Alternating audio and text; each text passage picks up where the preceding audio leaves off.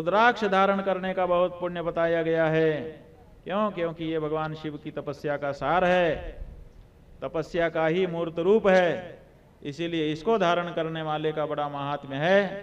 कहते हैं शिव महापुराण में कि 1100 रुद्राक्ष अगर कोई धारण करे अपने शरीर पर, अलग अलग बताया है कि कितना बाह में, कितना कलाई में, कितना सिर पर, कितना गले में, आदि आदि, लेकिन मूल रूप से 1100 शिवलिंग अगर कोई धारण करे तो वो तो भगवान शंकर का ही साक्षात रूप होता है।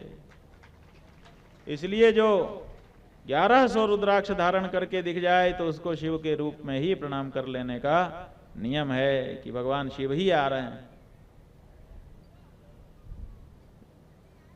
इतना महात्म्य। लेकिन एक समस्या भी है। वो समस्या क्या है कि शर्त रख दिया है, सशर्त, बिना शर्त वाला नहीं है। क्या शर्त है? का रुद्राक्ष धारण करने वाले को मध्यम मांसम तुलशुनम पलांडुम शीघ्रमेव च श्लेष्मांतकम विड्बराहम भक्षणे वर्जयेत् ततः। जो व्यक्ति रुद्राक्ष धारण करता है उसको रुद्राक्ष के धारण का फल मिलेगा, लेकिन कब मिलेगा?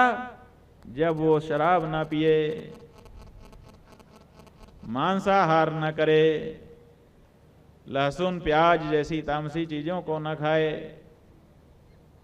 अगर इस तरह से बचता हुआ रुद्राक्ष को धारण करेगा तब उसको रुद्राक्ष धारण का फल मिलेगा। इसलिए इस बात का ध्यान रुद्राक्ष धारण करने वाले व्यक्ति को करना चाहिए। इतने से परहेज से, इतने से नियम से अगर इतना बड़ा फल मिलता हो तो ये परहेज व्यक्ति को कर लेना चाहिए। लोग मद्य मांस का सेवन करते हैं, लेकिन हम लोग तो समझ ही नहीं पाते कि क्यों करते होंगे। शराब की दुकानों के सामने जब भीड़ देखते हैं तो हम लोगों को बहुत दिमाग लगाना पड़ता है कि आखिर इससे क्या मिलता होगा। क्योंकि हम लोगों ने कभी शराब नहीं पी, लेकिन कभी शराब पीने की जरूरत महसूस नहीं हुई। अगर ऐसी कोई अनिवार्य वस्तु होती, जरूरी चीज होती, तो हमको भी तो कभी उसकी जरूरत महसूस होनी चाहिए थी, लेकिन हमको कभी नहीं होती है। तो इसका मतलब है कि जरूरी चीज तो नहीं है। अब जरूरी नहीं है, बाकी फिर जिसकी इच्छा, इसका मतलब है कि आपकी इच्छा की चीज है, जरूरत नहीं है। बिना शराब के, बिना मांसाहार के भी अच्छे अच्छे लोग हैं और वो अच्छा अच्छा काम कर रहे हैं और जीवन में सफल हो रहे हैं। कोई जरूरी नहीं है कि मद्य मांस का सेवन आप करें तभी आपका जीवन चलेगा, अन्यथा जीवन नष्ट हो जाएगा। ऐसी कोई बात नहीं है।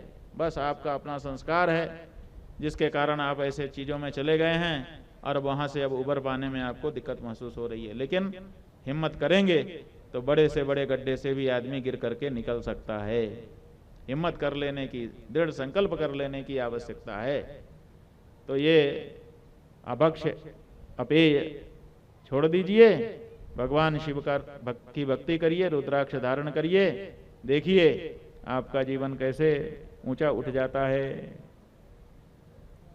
पहले ही हमने बता दिया कि स्त्री हो चाहे पुरुष, ब्राह्मण, क्षत्रिय, वैश्य, शूद्र, सब भगवान शिव की भक्ति कर सकते हैं और भगवान शिव का रुद्राक्ष धारण कर सकते हैं। दोबारा कह देते हैं, सर्वाश्रमाणाम वर्णानाम स्त्री शूद्राणाम शिवाज्ञया धार्या सदैव रुद्राक्षाः यति नाम प्रणवे नहीं।